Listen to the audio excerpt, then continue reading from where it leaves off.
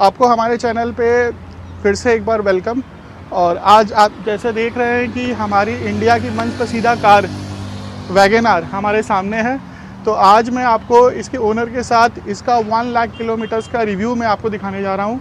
ये गाड़ी अभी तक 1 लाख किलोमीटर चल चुकी है। तो मैं रिक्वेस्ट करता हूँ कि इनके ओनर को कि प्लीज़ वो कैमरा के सामने आए।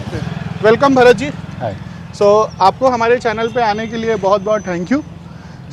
जैसा कि आप जानते हैं कि ये गाड़ी आप 1 लाख किलोमीटर चला चुके हैं, तो हम लोग भरत जी के द्वारा आप लोगों के सामने इनका रियल लाइफ इंटरेक्शन शेयर करना चाहते हैं, ताकि आप अपने खून पसीने की पैसा कभी भी अगर आप लगाते हो तो आपको पता होना चाहिए कि गाड़ी में क्या ड्रॉबैक है, क्या अच्छाई है, क्या बुराई है। आप लेने से पहले अपना अगर 5-6 लाख रुपया जो भी डालते हो तो आपको सब कुछ पता होना चाहिए। तो भरत जी, ये गाड़ी कौन सी है और इसका वेरिएंट कौन सा है? गाड़ी है मारुति वैगन-आर, जैसा आप देख ही रहे हैं, और इसका वेरिएंट है LXI है, LXI मॉडल है। अच्छा, जिसमें CNG में एक ही मॉडल आता है। ओके, सो ये मारुति वैगन-आर है, CNG का बेस वेरिएंट, बिल्कुल बेस वेरिएंट। और इन्होंने आपने ये कौन से साल में परचेज़ किया था? 2020 में। 2020 में, तो आज से लगभग 5 साल पहले इन्होंने परचेज़ किया था।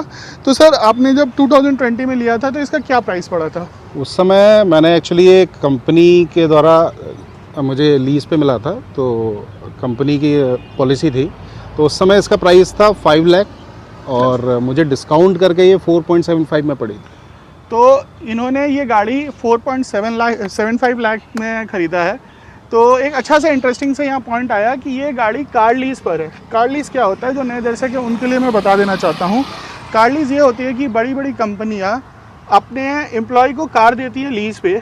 तो जैसे आप EMI भर रहे हो, वैसे आप कार का लीज़ भी भरोगे कंपनी को, और 4-5 साल के बाद समझ लीजिए 5 लाख में से 4 लाख आप इंस्टॉलमेंट पे दे दिए, और लास्ट जब 4 साल का इंस्टॉलमेंट पूरा हुआ तो आप जो बचा हुआ 1 लाख रुपया का अमाउंट है, आप अगर कंपनी को दे देते हो तो कंपनी ये गाड़ी आपको दे देती है, आपके नाम पे ट्रांसफ़र कर देती है।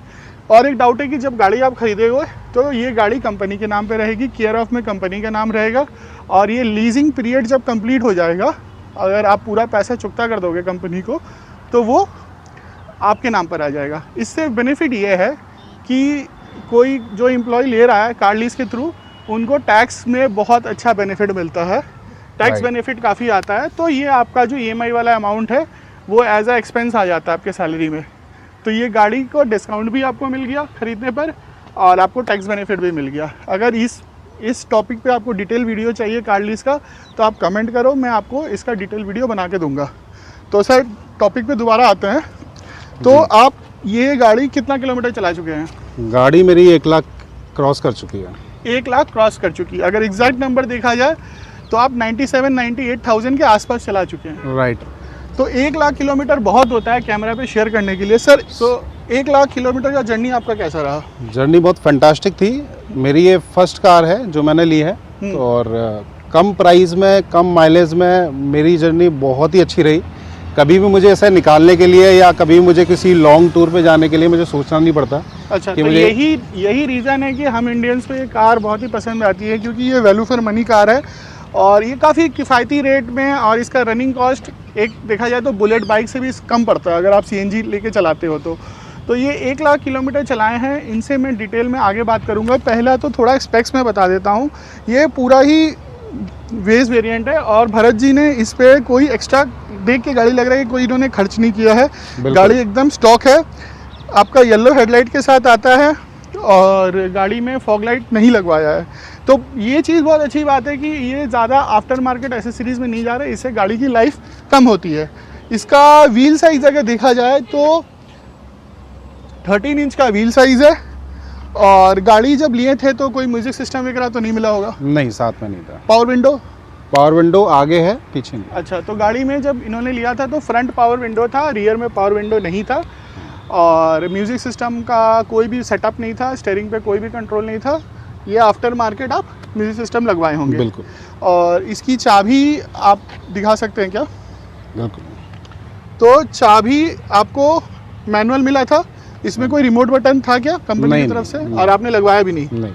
तो ये बहुत अच्छी बात है। ऐसी गाड़ियाँ जब 2 लाख किलोमीटर यही रीज़न से चलती है क्योंकि ओनर को कोई फटकाबाजी नहीं चाहिए, कुछ भी नहीं चाहिए। ओनर सिंपल बंदा है जिसको गाड़ी चलाने से मतलब है, और यही गाड़ियाँ लाख या 2 लाख किलोमीटर भी चल के आएंगी। और आगे वाले वीडियो में ऐसी भी मैं मारुति की गाड़ियाँ दिखाऊंगा जिसमें 2 लाख किलोमीटर चल चुकी है।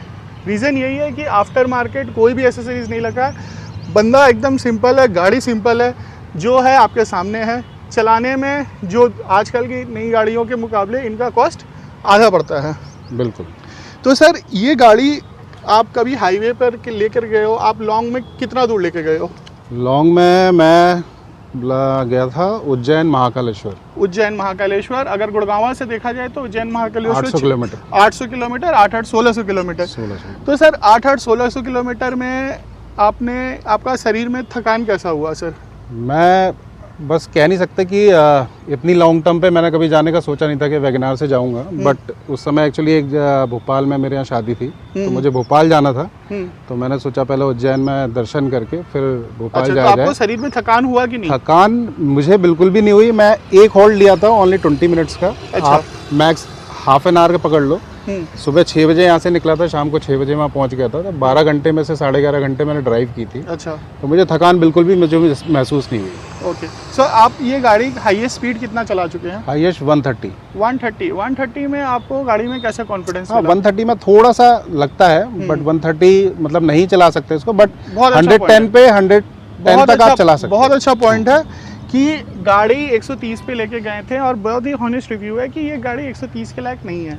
वैगनआर आप चला रहे हो, सिटी कार है, आप इसको 80-90 चलाओ, बहुत से बहुत 100 चलाओ, 130 के लायक नहीं है। राइट। हालांकि आप 100-110 में आपको अच्छा कॉन्फिडेंस मिलेगा, अच्छा ब्रेक मिलेगा। बॉडी थोड़ी एसयूवी शेप की है, तो बॉडी थोड़ा सा बॉक्सी डिज़ाइन है, तो थोड़ा बहुत बॉडी रोल आपको समझ में आएगा। और ऊंची है तो आपको हेडरूम वगैरह मिलेगा, तो इस रीज़न से बॉक्सी डिज़ाइन में बनाया गया। बट ये गाड़ी जो रेकमेंड किया जाता है, आप 100 के ऊपर मत लेके जाओ। WagonR is not meant for safety. ये सिटी कार है, इकोनॉमी देती है, बट अगर आप हाईवे पे चला रहे हो तो इसको थोड़ा आप प्यार से चलाओ। तो सस्पेंशन वगैरह कैसा है? आप सिटी में चला रहे हो, गांव वगैरह लेके गए होंगे, तो सस्पेंशन का इसका रिस्पांस कैसा है? मेरी बहुत ज़्यादा गांव में तो नहीं चला था, क्योंकि गांव में मेरा इतनी है नहीं जर्नी। तो मेन सिटी में ही गाड़ी चलती है, तो सिटी में मुझे अभी तक कुछ ऐसा लगा नहीं कि निकल जाती है, गड्ढों से निकल जाती है। बिल्कुल निकल जाती है। इस समय बारिश का सीज़न चल रहा है, लास्ट 4-5 साल निकल चुके हैं, बारिश के सीज़न में भी हर जगह चलाई है गाड़ी।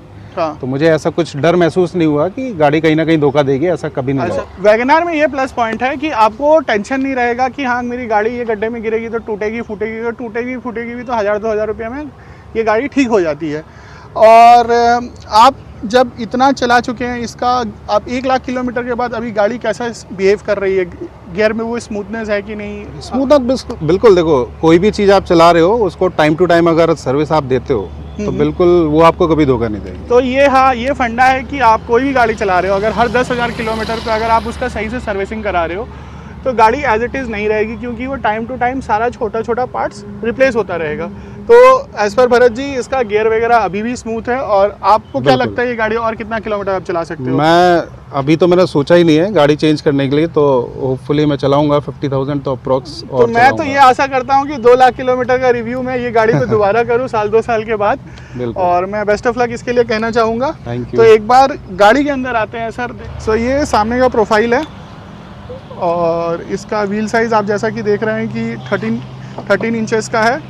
और इसका जो ORVM है वो टोटली मैनुअल है। सीट फटी हुई है थोड़ा। और भरत जी बोल रहे हैं सीट फटी हुई है, ये पहचान है कि हाँ ये गाड़ी 1 लाख किलोमीटर चल चुकी है। तो ऑब्वियस सा बात है कि ये सीट फटा रहेगा, आपको वियर एंड टेयर का निशान मिलेगा। और आप देख सकते हैं कि आफ्टर मार्केट म्यूजिक सिस्टम लगाया हुआ है, इसके अलावा कोई भी एसेसरीज नहीं है। और एक हमारे भोले बाबा का एक स्टैचू है। राइट साइड में आपको विंडो का कंट्रोल सारा दिखेगा। तो भरत जी, ये गाड़ी अब मुद्दे पे आते हैं कि माइलेज कितना देती है? माइलेज अगर मैं हाईवे पे चला रहा हूँ तो CNG में एवरेज चला जाता है इसका 33-34 तक। Oh my God, 33-34। Right. Okay. और पेट्रोल में क्या माइलेज आता है? पेट्रोल पे इसका आता है 20। पेट्रोल पे 20 आता है। तो ये और सिटी में ये गाड़ी कैसा बिहेव करती है? सिटी में जो जहाँ मैं हाईवे पे 34 निकालना, तो सिटी में डिपेंड करता है आप किस रोड पे चला रहे हो। तो ऑन एन एवरेज आप पकड़ के चलो कि 25 से 26 के आसपास एवरेज। ओके। और यही अगर पेट्रोल में आप चलाते हो, कभी दिल्ली के ट्रैफिक में चला? पेट्रोल में आप वही 17-18 के आसपास। और सर इसमें आप जो सर्विसिंग करा रहे हैं 10-10 हज़ार का, तो on an average her servicing का क्या कॉस्ट आ रहा है? सर्विसिंग का शुरुआत में तो मेरा बहुत कम कॉस्ट आता था, 5,000 6,000, मतलब मैक्स अगर पकड़ के चलूँ मैं तो 8,000 से 9,000 के बीच में सर्विस हो तो जाती ये है। फैंसी सर्विसिंग होता होगा कि ये भी चेंज करा लो, वो भी लुब्रिकेट करा लो। हाँ, अगर हाँ, बेसिक बिल्कुल। वाला सर्विसिंग में जाते बेसिक हैं, वाला 4,000 से 5,000, 4 से मैक्स 5,000, मैक्स। क्योंकि आप सर्विस सेंटर में जाते हो तो उन लोग बहुत सारा ये बोलते हैं कि गेट में Right, लुब्रिकेशन करा लो, ये करा अगर लो, आप ये वॉश करा लो। ओपन मार्केट पे कराओगे तो वो 3,000 में भी हो जाएगी। 3000 में अगर मारुति में भी करा रहे हैं, अगर आप फालतू का चीजें इंक्लूड नहीं करा रहे हो, आप बस मोबिल फिल्टर चेंज करा रहे हो और बेसिक चीजें ओनली 4,000 फिर तो 4,000 से 5,000 का 5,000 max, कॉस्ट आता है। right। सर इसका एसी अभी कैसा बिहेव करता है इतने साल के बाद? अभी एसी कैसा बिहेव कर रहा है अभी? एसी में चला के दिखाऊं आपको क्या? चला के दिखा सकते हैं, बट हमारे दर्शक को तो आपको बताना पड़ेगा। हाँ, तो ये एसी तो एसी बहुत ज्यादा गर्मी अगर पड़ती है हाँ। तो थोड़ा सा टाइम लगता है इसको कूल होने में। अच्छा, ये मतलब टू बी वेरी फ्रैंक, तो ये ऐसा नहीं। हॉनेस्ट फीडबैक है हाँ, कि honest बहुत ज्यादा feedback है। गर्मी पड़ती है तो सीएनजी गाड़ी है तो थोड़ा सा कूलिंग होने में थोड़ा सा टाइम लगता है, मतलब करीब 1-1.5 किलोमीटर 2 किलोमीटर आप चला लोगे हाँ। तो उसके बाद में वो कूल होना स्टार्ट करेगा। बट Cool- कूलिंग सही है, सही मतलब है। बहुत ज्यादा ऐसा नहीं कह सकते कि गर्मी लगती है, अच्छा, कूलिंग ओके है। कूलिंग ओके है। हाँ। तो अच्छा, अब एक रैपिड फायर कर लेते हैं कि ये गाड़ी में आपको सबसे अच्छा 2 पॉइंट क्या लगता है और खराब क्या लगता है? अच्छा तो ये है कि मेरे बजट में है, वैल्यू फॉर मनी है, वैल्यू फॉर mileage मनी बहुत अच्छा है, प्लस माइलेज बहुत अच्छा है। पॉकेट को आपके वैल्यू फॉर मनी है और बिल्कुल, आपके पॉकेट को नहीं छूती है। बिल्कुल। और ये जब से लिया मैंने तब से मेरे पास बाइक भी है, मैंने बाइक को हाथ भी नहीं लगाया क्योंकि बाइक का माइलेज और इसका माइलेज लगभग सेम ही पड़ जाता बहुत है। अच्छी बात है। और तो नेगेटिव क्या है सर इसको? नेगेटिव इसका ये कह सकते हैं कि थोड़ा बॉडी इसकी थोड़ी सी ऐसी है, मतलब कि मतलब थोड़ा सा वाइब्रेशन मिलता वाइब्रेशन है मोड क्योंकि है। आपका बॉक्सी डिजाइन है, राइट, तो थोड़ा तो राइट। आपको बॉडी में वाइब्रेशन मिलेगा। बस, इसके ये अलावा और क्या आपको लगता था कि बेटर हो सकता है? बेटर इसमें जो सीएनजी में आता है इसमें थोड़ा सा मॉडल में अगर चेंज हो सकता है, सीएनजी में थोड़ा सा अपग्रेड मॉडल अगर निकाले तो ये कंपनी। गाड़ी ऑलरेडी 6-7 साल हो गई है, अभी अपग्रेड मांग रही है। हाँ। आई होप मारुति इसको जल्द से जल्द इसका अपग्रेडेड वर्जन लेके आए ताकि बूट वगैरह में थोड़ा स्पेस मिल सके, Right। डुअल सिलेंडर लेके आ सके। हाँ। तो यही इसका अपडेट है। सर ये आप गाड़ी 1200 किलोमीटर 1200 सीसी इंजन चला रहे हो आप सीएनजी में, तो ऐसा क्या होता है कि हाईवे वगैरह पे दबती है क्या? आपको लगता है कि पावर लैग हो रहा है और पावर मिलना चाहिए? अगर आप इसको पेट्रोल में चलाओगे, मतलब कि अगर पहाड़ों की बात करूंगा तो मैं अलग है वो चीज़। अच्छा, मतलब पहाड़ का ही बता पहाड़ में अगर है तो पहाड़ में आपको पेट्रोल ही यूज़ करना चाहिए, क्योंकि अगर आप इस पे सीएनजी पे लेके जाते हो तो काफ़ी मतलब खिंच के चलती है। ओके। तो वो मैंने नोटिस किया। बाकी नॉर्मल हाईवे पे प्लेन जगह पे ऐसे मुझे कोई नोटिस नहीं हुआ कि बहुत ज़्यादा दब के चल रही है, वैसे मतलब सही चलती है। खींचना पड़ रहा है उसको गाड़ी को, ऐसा नहीं है। तो देखिए क्या होता है कि ये पावर भी डिपेंड करता है टू पर्सन। अगर कोई सामने वाला 3000 सीसी का गाड़ी चलाने वाला इंसान अगर ये चलाएगा तो उसको पावर कम लगेगा। राइट, अगर बिल्कुल, कोई बिल्कुल। ऑल्टो चलाने वाला बंदा चलाएगा Of उसको course। भले ये सीएनजी क्यों ना चलाए, उसको ये बहुत अच्छा फील देगा। बिल्कुल सही बात है। बट ये अपना पर्पस फुलफिल कर रही है, ओवरटेकिंग वगैरह में दिक्कत नहीं होता है ये नहीं गाड़ी होती, में, बिल्कुल नहीं होती। और आपका सारा पर्पस फुलफिल कर रहा है। और सबसे बड़ी बात, ये गाड़ी लक्ष्मी है, आपके पॉकेट को नहीं चुभेगी। बिल्कुल, एक बाइक, जैसा कि भरत जी बताएं, बाइक के खर्चे में ये गाड़ी चलती है। बिल्कुल। थैंक यू वेरी मच इतना डिटेल में बताने के लिए। तो अगर किसी के पास 6 लाख का बजट हो तो आप क्या प्रेफर करोगे कि ये गाड़ी लेनी चाहिए कि नहीं लेनी चाहिए? बिल्कुल लेनी चाहिए, मेरे तो हिसाब भाई से लेनी चाहिए। लेनी चाहिए। ये गाड़ी लक्ष्मी है, आपको वैल्यू फॉर मनी गाड़ी है, और आपको रीसेल भी आप अगर ये गाड़ी करोगे तो आपको कहीं ना कहीं ये बेनिफिट दे के जाएगी। बिल्कुल। दर्शकों मतलब सॉरी दर्शक बोल रहा हूँ, मतलब कस्टमर्स ने बहुत ज़्यादा इसको पसंद किया है। आप खुद ही देख सकते हैं, जब मैंने ली थी 4.75 की थी और उसके बाद ही अगर 6 महीने के बाद का प्राइस देखूँ तो इसका 6 लाख के आसपास पहुँच गया था। तो अच्छा। फीडबैक काफ़ी तो अच्छा रहा है। कोविड के बाद गाड़ियों का प्राइस काफ़ी इंक्रीज हुआ है और इनका, हाँ, ये गाड़ी अप्रिशिएट हुआ। अभी ये गाड़ी मांगती है कि दोबारा एक बार अपडेट होकर के आए। राइट। मगर आप वैगनार अगर लेते हो तो आंख बंद करके ले सकते हो, क्योंकि आपको पता है 4-5 साल के बाद भी आपको अच्छा वैल्यू दे करके जाएगी। Thank you Bharat ji for coming to our channel, और आशा करता हूँ कि 2 लाख किलोमीटर के साथ हम लोग दोबारा रिव्यू करें। Thank you sir, any time. So आप सभी को आशा करता हूँ कि मेरा ये रिव्यू काफ़ी अच्छा लगा हो। सो अगर अच्छा लगा हो, अगर आप अभी तक देख रहे हो तो एक लाइक और सब्सक्राइब करते हुए जाइए, इससे हमें मोटिवेशन मिलता है। तो ये मेरा एफर्ट नहीं है, ये पूरा मेरा टीम का एफर्ट है। अगर आप एक लाइक सब्सक्राइब करोगे तो ये हमें मोटिवेशन मिलेगा आगे बढ़ने के लिए, और आपके पास हम ऐसा वीडियो लेके आते रहेंगे। Thank you.